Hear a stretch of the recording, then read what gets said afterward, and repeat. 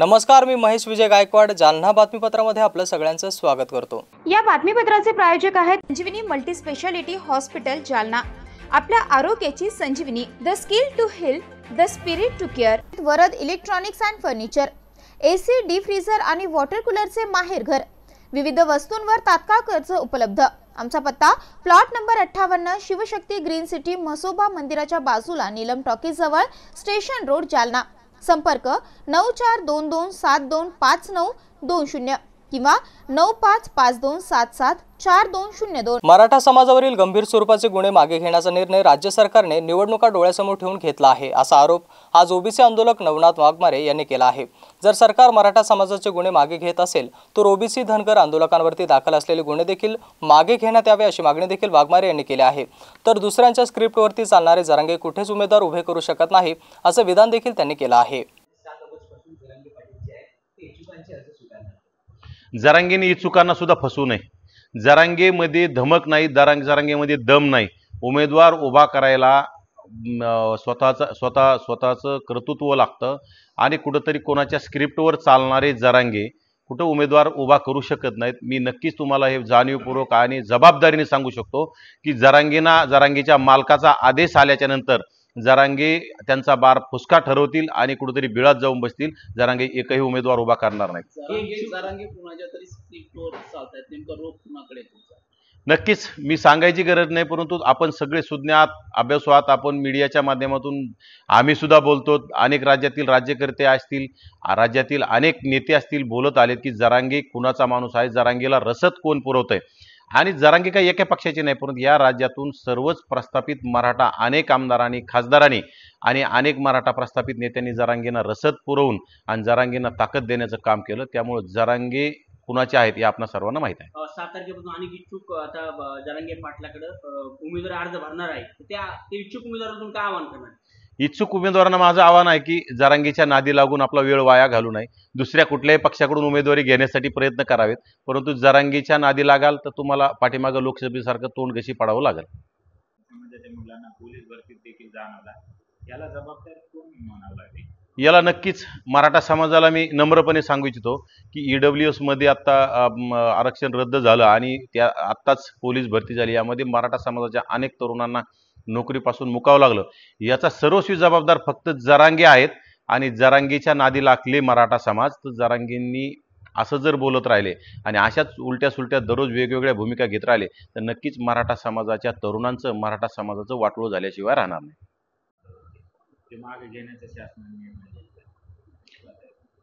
राज्यकर्त्यांनी कुठल्याही एका समाजाचा लाड केला नाही पाहिजे आणि ज्यांच्यावर गंभीर स्वरूपाचे गुन्हे आहेत ते कुठल्याही समाजाचे असतील, यांचे गुन्हे मागे घ्यायलाच नाही पाहिजे। परंतु अशाने काळ सोकवत असतो। येणाऱ्या काळात मग ओबीसीचे लोक सुद्धा चुकीचे काहीतरी कृत्य करतील, त्यांचे सुद्धा गुन्हे मागे घेणार का राज्य सरकारला, हा माझा सवाल आहे। त्यामुळं कोणताही आंदोलक असेल त्यांच्याकडून जर आती झालं आणि चुकीचं कृत्य निर्माण झालं तर त्याच्यावर जे गुन्हे असतील हे मागे घेण्याचं कारण नाही, परंतु हा राज्य सरकारचा कुठेतरी आता निवडणुका डोळ्यासमोर ठेवून घेतलेला निर्णय आहे। परंतु आता त्यांचे जर गुन्हे मागे घेत असतील तर ओबीसींचे अनेक आंदोलन, मोर्चे झाले, त्यामध्ये काही लोकांवर गुन्हे दाखल झाले। आमच्या धनगर बांधवांची सुद्धा अनेक ठिकाणी आंदोलन झाले, त्यामध्ये सुद्धा गुन्हे दाखल झाले असतील। हे सर्वच गुन्हे राज्य सरकारने मागे घेतले पाहिजे। म्हणजे राज्य सरकारला सर्व मुलं सारखे असतात, ही वागणूक सर्वांना सारखी दिली पाहिजे। राज्य सरकारमधील भारतीय जनता पक्ष आणि शिवसेना आमदारांनी आज मनोज जरांगे पाटील यांची भेट घेतली। अंतरवाली सराटी येथे आज दुपारी दाखल होत त्यांनी ही भेट घेतली। भाजपचे आमदार राजेंद्र राऊत, आमदार राणा जगजितसिंह पाटील, आमदार नारायण कुचे आणि शिवसेनेचे आमदार बालाजी कल्याणकर हे मनोज जरांगे यांच्या भेटीला अंतरवाली सराटीत दाखल झाले आहे। अंतरवाली सराटीमधील सरपंचच्या घरी जरांगे आणि सध्या त्यांची चर्चा सुरू आहे। 7 ऑगस्ट पासून मनोज जरांगे पाटील यांची पश्चिम महाराष्ट्रात शांतता रॅली होणार आहे। त्या पार्श्वभूमीवर सरकारमधील आमदारांची आणि मनोज जरांगे यांची भेट महत्त्वाची मानली जात आहे। कायदेशीर काय अडचणी आहेत का असं सरकारचं मत आहे ना। आपलं मत आहे की मराठा कुणबी एकत्रच असं म्हणणं आहे, आपलं म्हणणं नाही दादा। पण आता सरकारचं पण काय मत आहे, माझं मत सांगतो की आता उद्याची कोर्टात काय एखादी गोष्ट टिकणारच आहे, ती करायला काहीच अडचण नाही असं त्यांचं सरकारचं पण मत आहे. आता आम्ही काय प्राथमिक थोड्याफार आम्ही काय 100% चर्चा केली नाही. सुरुवातीचे जे काही चर्चे जी कोर्टामध्ये टिकणार आहे की ज्याला उद्या काही प्रॉब्लेमच होणार नाही अशा गोष्टी इझिली आपल्याला घेता येतील. आणि ज्या काही क्लिष्ट आहेत आणखीनही वकिलांमार्फत तुमची वकिलाची टीम असेल किंवा सरकारची असेल ह्या दोन्ही बाजूनं. जालना जिल्ह्यातील 2 दिग्गज नेते वास्तव्यास असलेल्या भाग्यनगर रस्त्याची दुरावस्था झाली आहे. महानगरपालिकेच्या अक्षम्य दुर्लक्षामुळे या रस्त्यावरती पावसाळ्यात चालणं देखील कठीण झालं आहे. जालना शहरातील भाग्यनगर वसाहतीत जिल्ह्यातील 2 दिग्गज नेते वास्तव्यास आहेत. मात्र याच वसाहतीला जोडणाऱ्या अण्णाभाऊ साठे पुतळा ते मुक्तेश्वरद्वार या रस्त्याची अक्षरशः चाळण झाली आहे. या रस्त्यावरून वाहन तर सोडाच माणसांना देखील चालणं कठीण झालं आहे. ऐन पावसाळ्याचे दिवस असल्याने या रस्त्यावरती पडलेल्या मोठ्या खड्ड्यांमध्ये पाणी साचत असल्याने परिसरामध्ये साथीचे आजार देखील उद्भवण्याचा धोका निर्माण झाला आहे. आणि विशेष म्हणजे महानगरपालिका आयुक्तांची कार दररोज या रस्त्याने महानगरपालिका कार्यालयात जात असताना देखील हा रस्ता तयार होत नसल्याने महानगरपालिका प्रशासनाची उदासीनता समोर आली आहे. तर परिसरात राहणाऱ्या नागरिकांनी या रस्त्याची तात्काळ दुरुस्ती करावी अशी मागणी प्रशासनाकडे केली आहे. तो मुक्तेश्वर रोड तक मुक्तेश्वर द्वार तक बहुत ख़राब हो चुका है रोड और बड़े बड़े खड्डे हो रहे हैं और ज़्यादा एज के लोगों को चलना नहीं बन रहा है. बच्चे तो आ ही नहीं रहे. स्कूल वाले 2 बच्चे गिर गए हमारे सामने और एक्सीडेंट भी बहुत सारे होते हुए बच्चे. ट्रक भी आ रहे हैं तो ट्रक भी इनर साइड उधर की साइड से आने के बजाय इधर की साइड से सब ट्रक्स जा रहे हैं. तो हो सके तो ये जल्द से जल्दी ये रोड बनाओ और जल्दी से जल्दी हमारी मांग पूरी कर दो कि गणपति तक हमारे को ये रोड कंप्लीट हो जाना चाहिए ताकि गणपति के जो रैलीज वगैरह निकलते हैं उसमें परेशानी नहीं होना लोगों के लिए. और बच्चे वगैरह क्या तकलीफ है रोड से आपको? बहुत तकलीफ है. वॉकिंग के लिए तो चलना ही नहीं हो रहा है बिल्कुल. बहुत ऐसा बैक पेन हो रहा है लेडीज़ को. हमारे पूरे कॉलोनी की लेडीज़ बैक पेन से परेशान हो रहे हैं. इसके लिए हो सके तो जल्दी से जल्दी ये रोड बनाने की कोशिश करो. बच्चे खेल नहीं पा रहे बाहर. बहुत खड्डा और बहुत पाणी भरा. म्हणजे नगरपालिकेचे सीओ आज ते आयुक्त आहेत आणि त्या पिरियडमध्ये ते आजच्या 4-5 वर्षापूर्वीपासून हा रस्ता खराब झाला आहे. ते त्यावेळेस इथं जाणं येणं करायचे तर त्यांना चांगलं वाटायचं. आज ते का येत नाही असा माझा एक मुद्दा आहे. कारण की रस्त्याची अशी दयनीय अवस्था झाली आहे की सामान्य व्यक्ती सकाळी मॉर्निंग वॉकला जाणाऱ्या आया बहिणींचं सुद्धा वास्तव्य इथून संपलं आहे. कारण की मुळातच रस्त्यात एवढे मोठमोठाले खड्डे आहे. गुडघाभर खड्डे, पाणी, वेगवेगळ्या म्हणजे याची कचऱ्याची ढिगं इथं आहेत आणि खड्डे एवढे पडलेत की एक 10 पावलं जर कोणी चालून जर व्यवस्थित चालून दाखवलं कोणी तर आम्ही इथं भाग्यनगरवासी संजोगनगरवासी त्यांना बक्षीस देऊ. हा माझा एक मुद्दा आहे. आम्हाला फक्त रोड पाहिजे होता महत्त्वाचा. काय गोष्टी असतात तो फक्त रस्ते, पाणी, लाईट ह्या नगरपालिकेच्या भूमिकेच्या त्या चौकटीतून जर आम्ही कर भरतो, व्यवस्थित कर भरतो. हे संजोगनगर भाग्यनगरवासी सर्व व्यवस्थित कर भरत असताना सुद्धा त्यांची भूमिका योग्य असताना सुद्धा महत्त्वाची गोष्ट लपवून ते आमच्या रस्त्याची सुद्धा दयनीय अवस्था करून टाकलीत. आज मोठमोठे राजकीय पक्ष, वेगवेगळ्या राजकीय पक्षाचे नेते मंडळी असोत किंवा त्यांचे सुई सहाय्यक असोत किंवा मोठमोठाले जे लोक आहेत त्यांनी इथं लक्ष देण्यापेक्षा देण्याऐवजी आमच्यातली म्हणजे जी महत्त्वाची रस्त्याची जी अवस्था आहे त्याच्या भूमिकेकडे कोणी लक्ष दिलेलं नाही. तर माझी परत एकदा विनंती आहे की सर्वांनी, ह्या सर्व लोकांनी आणि आपण सर्वांनी मिळून आणि तुम्ही आला मीडियाद्वारे आमचा हा प्रश्न. जालना शहरातील एका इंग्रजी शाळेमध्ये मानसोपचार तज्ञ मानसी मोरे यांनी विद्यार्थ्यांशी संवाद साधला आणि यावेळी त्यांनी विद्यार्थ्यांना मार्गदर्शन देखील केले. शालेय जीवनात विद्यार्थी वेगवेगळ्या मानसिक अवस्थांमधून जात असतात. त्यावेळी त्यांची मानसिक अवस्था ओळखून त्यांच्याशी प्रेमाने वागणे आणि त्यांना घडवणे अपेक्षित असते. शिवाय विद्यार्थ्यांना मानसिक अवस्थांची जाणीव करून देत इतरांच्या वागण्याबद्दल देखील ज्ञान असणं अपेक्षित असते. याबाबत जालना शहरातील मानसोपचार तज्ञ मानसी मोरे यांनी शहरातील एका शाळेत विद्यार्थ्यांना मार्गदर्शन केले आणि यावेळी प्रसिद्ध विधिज्ञ ॲडव्होकेट अश्विनी धनावत यांची देखील उपस्थिती होती. मेरा नाम मानसी मोनोपानी है. आज हम लोगों ने मेंटल हेल्थ के बारे में सेंट मैरी स्कूल जालना में बात की है और मेंटल हेल्थ एक बहुत इम्पॉर्टेंट टॉपिक है और जो टीनेजर्स है वो और भी ज़्यादा इम्पॉर्टेंट है. टीनेजर्स जो है वो काफ़ी सारे प्रॉब्लम से गुज़र रहे हैं और उन्हें कोई मिलता नहीं जिनसे वो सारी चीज़ें शेयर कर सके. तो ये बहुत ही इम्पॉर्टेंट टॉपिक था टीनेजर्स के लिए जिस पे आज हम लोगों ने डिस्कशन की और बच्चों ने बहुत अच्छे से इंटरेक्ट किया. बहुत इंटरैक्टिव सेशंस था. मुझे बहुत अच्छा लगा. सारे बच्चों ने बहुत ओपन अप किए, अपनी फीलिंग्स को शेयर कर पाए. तो बहुत ही अच्छा रहा. इनर व्हील क्लब के द्वारा ये इतना अच्छा प्रोजेक्ट ऑर्गेनाइज़ किया हुआ जो हमारा सक्सेसफुल रहा. साइबर बुलिंग पे हम लोगों ने बात किया कि लोग आजकल फ़ोटो या नेगेटिव कमेंट कर देते हैं, जिसके कारण बच्चे बहुत डिप्रेस्ड या सैड हो जाते हैं। और ये हमें साइबर बुलिंग पे निरंतर काबू करना बहुत ज़रूरी है। अगर नहीं करते हैं तो इससे काफ़ी सैड और डिप्रेशन में जाते हैं। तो सोशल मीडिया का जो यूज़ है हमें काफ़ी अच्छे तरीके से करना चाहिए, क्योंकि अगर हम सोशल मीडिया अधिक हो जाता है या एक्सट्रीम हो जाता है तो मिसयूज़ भी हो सकता है। ओवरऑल हमारे मेंटल हेल्थ पे उसका काफ़ी इम्पॅक्ट आता है। आजचं बातमीपत्र इथं संपलं। उद्या पुन्हा भेटूया। तुम्ही बघत राहा MC न्यूज। नमस्कार।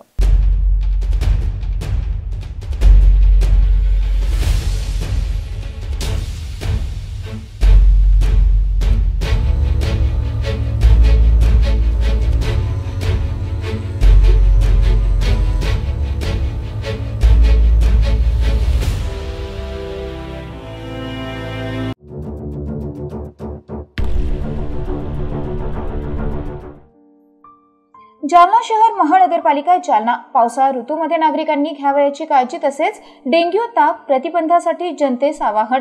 पावसाळ्यात वैयक्तिक आणि सार्वजनिक स्वच्छतेकडे लक्ष द्यावे। आपल्या घरातील निघणारा कचरा हा वर्गीकृत करून घंटा गाडीमध्येच टाकावा। कचरा इतरत्र टाकल्यास परिसर अस्वच्छ दिसतो आणि प्लास्टिक कचरा नाल्यांमध्ये अडकून पाणी तुंबते। बाहेरून घरी आल्यानंतर तसेच शौचालयाच्या वापरानंतर हात पाय काळजीपूर्वक धुवावेत। तळपायाच्या त्वचेमधून जंतांच्या सूक्ष्म आळ्या शरीरामध्ये प्रवेश करू शकतात। पोट बिघडू शकते, त्यामुळे काळजी घ्यावी। घराभोवती दूषित पाणी साचू देऊ नये। पाणी साठ्यांची साधने नियमितपणे पूर्ण झाकून ठेवावीत। पावसाळ्यात मांसाहार पदार्थ खाणे टाळावे। शिळे अन्न पूर्णपणे खाणे टाळावे। पावसाळ्यात पाणी उकळून कोमट करून प्यावे। रस्त्यावरील खाद्यपदार्थ खाणे टाळावे। डेंग्यू रोगाचा प्रसार एडिस इजिप्ती नावाच्या डासांमार्फत होतो। एडिस इजिप्ती डासांची उत्पत्ती रांजण, माठ, हौद आणि टाक्या इत्यादींमधील साठवलेल्या पाण्यामध्ये आणि कूलरमधील पाण्यामध्ये तसेच छतावर साचलेले पाणी, परिसरातील रिकाम्या बॉटल, नारळाच्या करवंट्या आणि निकामी झालेले टायर्स इत्यादींच्या माध्यमातून या डासांची उत्पत्ती होते। डेंग्यू तापाची लक्षणे: ताप, डोकेदुखी, मळमळ, उलट्या, सांधेदुखी, अंगावर पुरळ येणे, अंगदुखी इत्यादी लक्षणे हे डेंग्यू रुग्णांमध्ये आढळतात। डेंग्यू तापाचा प्रसार रोखण्यासाठी उपाययोजना राबवाव्यात। यामध्ये आठवड्यातून एक कोरडा दिवस पाळावा। या दिवशी घरातील सर्व पाणी साठे रिकामे करून त्यांची आतील बाजू आणि तळ घासून पुसून स्वच्छ आणि कोरडे करावेत। साचलेल्या नाल्या आणि डबके हे वाहते करावे। वाहते करता न येणाऱ्या पाण्यामध्ये ऑइल किंवा रॉकेल टाकावे। कोरडे न करता येणाऱ्या आणि डास आळ्या असलेल्या पाणी साठ्यामध्ये आरोग्य कर्मचाऱ्यांकडून ॲबिट टाकून घ्यावेत। आवश्यक ठिकाणी साठलेल्या पाण्यामध्ये आरोग्य कर्मचाऱ्यांमार्फत गप्पी मासे सोडावेत। खिडक्यांना जाळीदार पडदे बसवावेत। डास प्रतिबंधात्मक साधनांचा आणि मच्छरदाणीचा वापर करावा। डासांचा संपर्क टाळण्यासाठी दार, खिडक्या या सायंकाळी बंद ठेवाव्यात। घराचा परिसर आणि शेजारील परिसर स्वच्छ ठेवावा। ताप आल्यास जवळील प्राथमिक आरोग्य केंद्र, उपकेंद्र, सरकारी दवाखाने, आरोग्य कर्मचारी यांच्याशी संपर्क साधावा।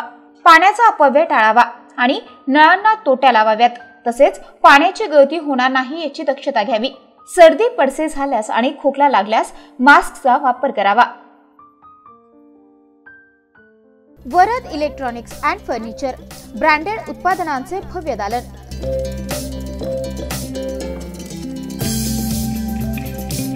आमच्याकडे AC, fridge, LED, washing machine, deep fridge,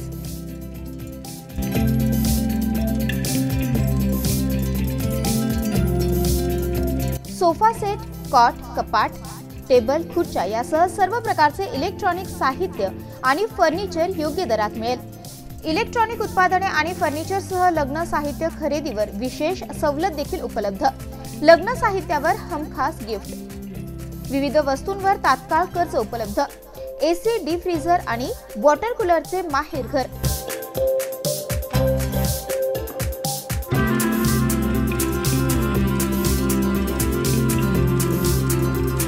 आमचा पत्ता plot number 58, Shivshakti green city, Mhasoba मंदिराच्या बाजूला, नीलम टॉकीज जवळ, स्टेशन रोड, जालना। संपर्क 9422725920 किंवा 9552774202।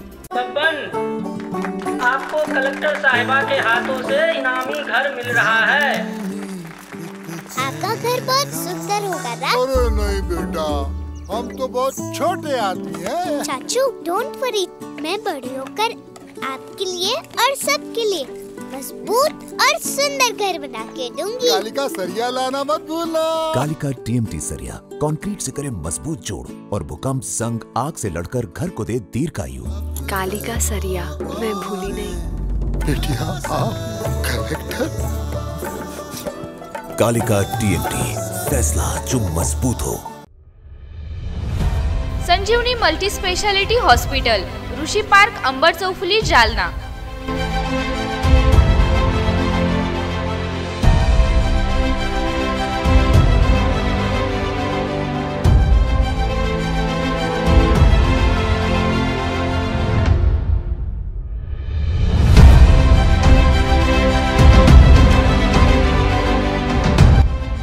महात्मा ज्योतिबा फुले जन आरोग्य योजना आणि प्रधानमंत्री जन आरोग्य आयुष्मान भारत योजना उपलब्ध। मेडिसिन विभाग, बालरोग विभाग, स्त्रीरोग विभाग, अस्थिरोग विभाग, सर्जरी विभाग, नाक कान घसा विभाग आणि पॅथॉलॉजी विभागात काम करणारी तज्ञ डॉक्टरांची टीम। उपलब्ध सुविधा ICU, NICU, जालना शहरातील अद्ययावत ultima of 100 with stent boost cath lab, modular operation theatre, dialysis विभाग, cardiac care unit CCU, angiography सुविधा, एंजियोप्लास्टी सुविधा, 24 तास अत्यावश्यक सेवा आणि कार्डियक ॲम्ब्युलन्स उपलब्ध।